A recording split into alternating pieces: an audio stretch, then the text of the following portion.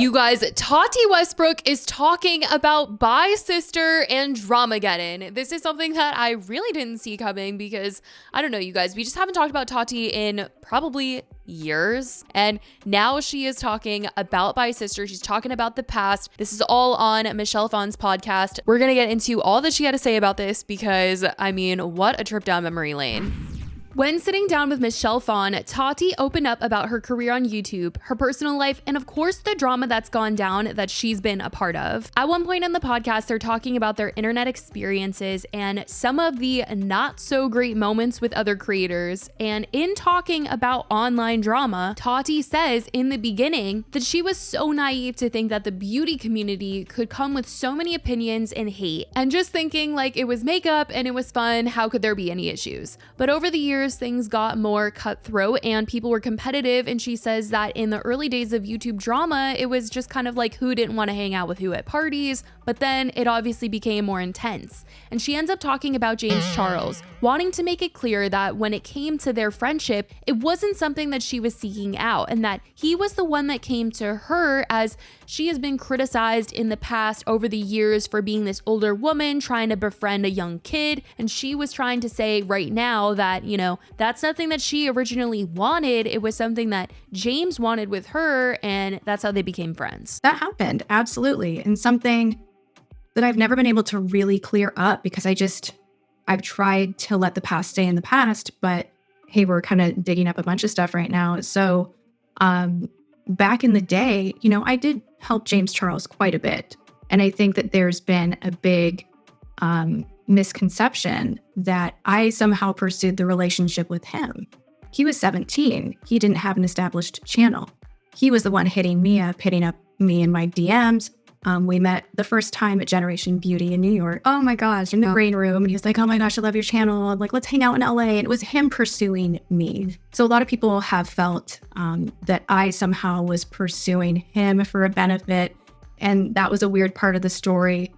During that time, like, my channel was growing. There were a lot of people coming at me that wanted to suddenly be my friend, and that was really bizarre. I still feel like people won't love hearing that, and they'll still be like, you shouldn't have been friends with him because he was so young, but, you know, this is what she was saying. She ends up talking about the fact that Jeffree Star as well wasn't a friendship that she was originally seeking out herself, and that she actually had a lunch planned with Laura Lee, and Jeffree decided to tag along with that, and that she was actually a little afraid of him at the beginning. She thought that he was scary, but once she met him, they actually got along really well. She thought really highly of him. And, you know, she just wanted to say that, much like James, that, you know, she wasn't seeking this friendship out either. Something I'll say to his credit, we sat down and he had told me that he had heard through the rumor mill that someone had been spreading some pretty nasty rumors about me, and that he didn't judge people until he got to know them. And then Laura was like, yeah, I heard the same rumor. And Manny knows about this, and Patrick knows about this. And I'm like, well, I have like 5 girlfriends that have told me the same story. So this person is clearly spreading a lot of lies. And that was upsetting, but also like bonded us in that instant. I was like, oh my gosh, like the person that maybe I had judged that I thought was really scary in front of me was so cool, intelligent, charismatic. Like, I immediately liked him a lot. So she says that she went on with these friendships and admits that it did blow up in her face. And she even added Shane in there, Shane Dawson, into the list of people who tried to pursue her, trying to be friendly with her. And that wasn't someone that she was seeking out, but she just landed in these friendships. But on the subject of James and Jeffree and Shane, the Bi Sister video comes up, and Tati noted that since that infamous birthday dinner that she had where she felt James Charles was being inappropriate with the waiter, she hasn't had a birthday celebrated since. Like, she just isn't about birthdays anymore. But she says that at the time, she felt like she really needed to make Bi Sister. She felt it in her that she needed to tell people about James Charles, and that it was going to be a video about their friendship breakup. She was letting everybody know why she wasn't going to be associating with him going forward, and she never would have thought that it was going to turn into this big, massive, monumental YouTube drama moment. But I had a lot of noise in my ear, and a lot of powerful people bringing information to me, and it happened. I was really distraught over the information. It was very triggering to me. You know, I've had to overcome some pretty significant trauma in my life, and it triggered every part of me, the information that I was hearing. And a lot of people want to say, like, well, why didn't you go to the police? Why didn't you? Like, if things are of that nature and they're not affecting you directly, you can't. I felt like I needed to cut ties publicly. I didn't like how he was behaving. I was very clear about that.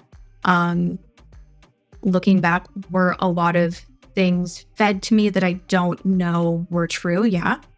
You know, if you hear that YouTube executives are going to be deplatforming someone, and you should definitely make sure that you keep your distance because this is happening and it could take you down too. Like, yeah, you're going to like lose a little sleep over that. She even talked about how after she posted Bye Sister, how YouTube was not happy with her after posting it, even though she had just said that she was hearing YouTube executives were going to possibly be deplatforming James Charles. So it was interesting that they were upset at her. You know, that first week after, like, YouTube was not happy with me. Like, oh my God, you know, they were not happy with me. Really?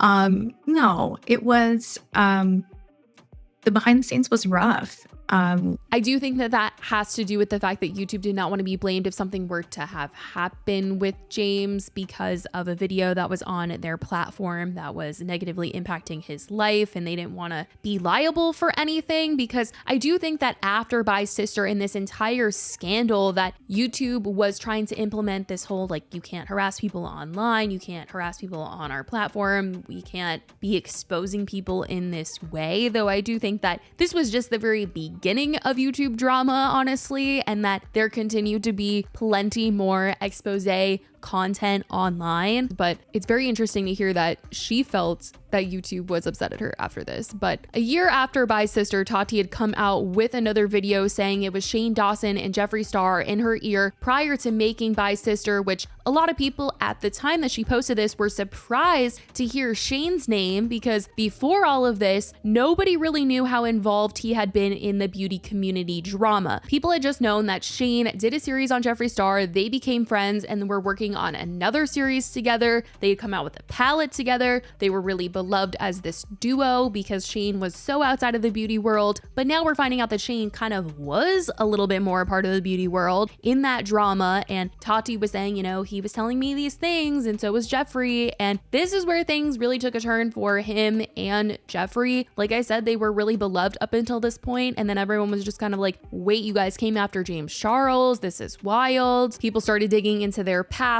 didn't like what they were finding, and the two of them were canceled that summer. But Tati then also talked about how people got the wrong idea about her and her intentions with making the original Bye Sister video, and still thinks people had the wrong idea about her, but that it's been 5 years and she just has to let it go. In 5 years since that birthday dinner. It feels like a lifetime ago. Do I feel like people still have a lot of that situation wrong? Yeah, absolutely. But I also know that I'm not here to create more damage. And I think that some things are better handled in real life. And I think that's the one thing that I wish I would have done, is not bow to so much fear and handle things in real life, because I was worried for my career. I was kind of in a bad place any which way you spin it. It's crazy to think how much the story of Bye Sister flip-flopped over the years, with people being on Tati's side, then going on James's side, and then being anti-Jeffree and Shane and sympathizing with James. But then more stuff came out about James Charles that had people like, wait, they were right all along. And it's just been really this insane part of YouTube history and internet culture, seeing this all play out and how it's shaped how people have handled situations online following this. And to just look and see where everyone ended up is really crazy. Tati is doing her QVC like TikTok lives now and posting on YouTube still. Jeffree Star has turned into this beauty guru farmer and just opened up another meat and makeup store. And James is still making content. He has his own brand now, and things do still come out about him here and there, but for the most part, everyone is still online and still has an audience. In the end, when Tati was talking about all of this, she she did say that out of everything that's happened, the thing that really took her out emotionally wasn't even Bai's sister and that whole drama, but this lawsuit that she had been in dealing with her former business partner. She had been in this long legal battle that finally came to a close this year, and they were able to settle things. And last month, she announced her plans to relaunch Tati Beauty now that she is finally free of this lawsuit. In 2021, she had announced the brand's closure, but